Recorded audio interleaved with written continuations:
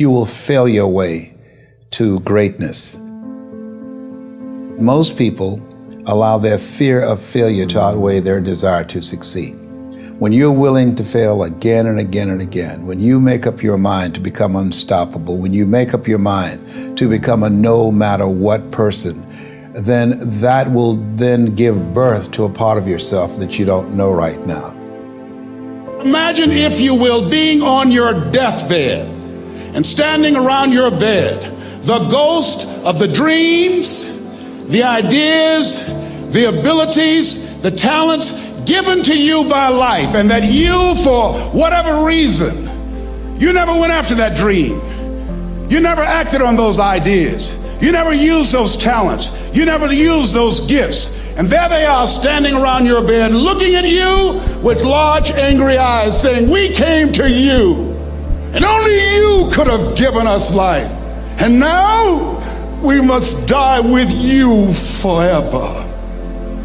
See, most people stop short of their dreams and park and get off the highway of life because of the rejections of life. You will always be rejected. It's no big deal.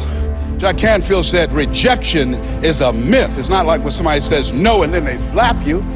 No, it's just, to me, make no your vitamin.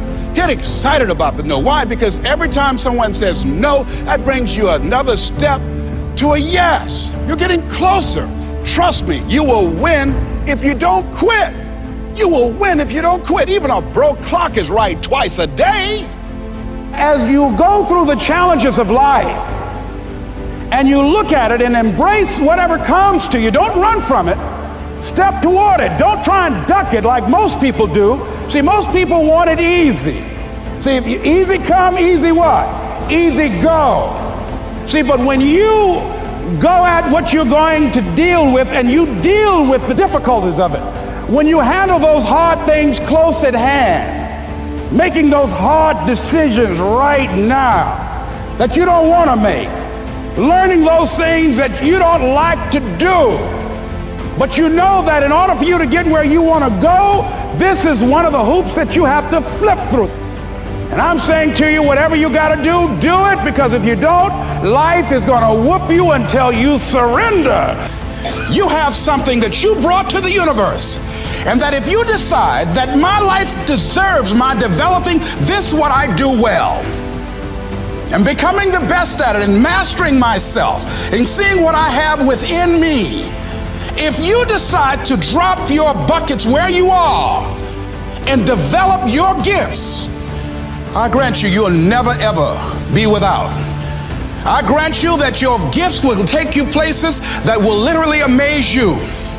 I grant you that if you begin to work to develop your gifts, you'll develop a strong sense of happiness. You'll get a larger vision of yourself, because part of beginning to get a larger vision of yourself, all of us need some area of our lives where we can have a feeling of competence. That people know when they think about this area, that's something you do. That you eat and sleep that. And that you do that. You do that. Changing is not easy. That changing your life, changing habits, reinventing yourself, picking yourself up after life has knocked you flat on your back. I've got to say, when life knocked you down, try and land on your back, because if you could look up, you could get up. Well, that sounds cute, but that's not easy. When I was diagnosed with prostate cancer 17 years ago, that first time that happened, I said, hey, I can handle this. Then when it came back a year later, last year, 17 years later, and this time it metastasized to 7 areas of my body and ate 40% of my T1 vertebrae. Now the stakes are higher. Is this life saying, okay, Mr. Motivator, you beat cancer the first time. What you gonna do now? I started laughing. When the doctor told me, he said, why are you laughing? Are you in denial? I said, no. I said, I feel like Mother Teresa. He said, what do you mean? She said, Lord, I know you know how much I can bear. I just wish you to have so much confidence in me. I said, the stakes are higher. So I've got to dig in and got to fight more, because at the end of the day, life is a fight for territory. And once you stop fighting for what you want, what you don't want will automatically take over. And so it's a fight, it's a challenge in life every day. And what we have to do is embrace it. What we have to do is see it as a project to be worked on. In life, you will always be faced with a series of God-ordained opportunities, brilliantly disguised as problems and challenges. And so I see even cancer as a gift, as a God-ordained opportunity. If you died today, what dreams, what ideas, what talents, what books, what music, what leadership, what voice will die with you? There are a lot of people who are biting their fingers in fear that they might lose their jobs. But there are few people who have decided within themselves, I'm going to make it. Some people aren't waiting to be cut. Some people are moving on their own because they feel within themselves, I've got what it takes to make it. They're not afraid about tomorrow because of how they see themselves, because of what they feel that they deserve, because of what they feel that they can create for themselves. Because these people have decided, as they look at the future, as they look at themselves, there's a way. Where there's a will, there's a way for me to begin to create a way out of no way. And when you have that kind of consciousness, when you have that kind of spirit, nothing can stop you. Nothing.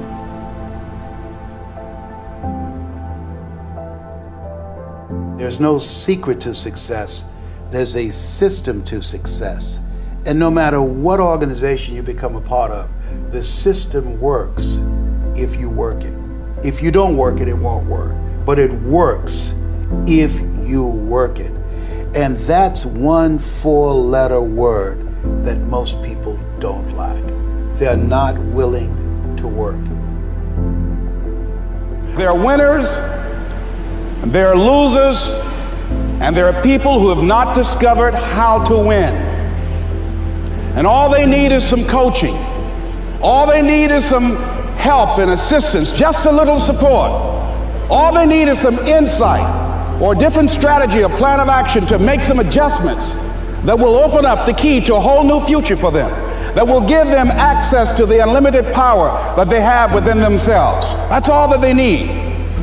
So what I want you to do is think about something you want for you, that's real for you, that's important for you, that will give your life some special meaning and power.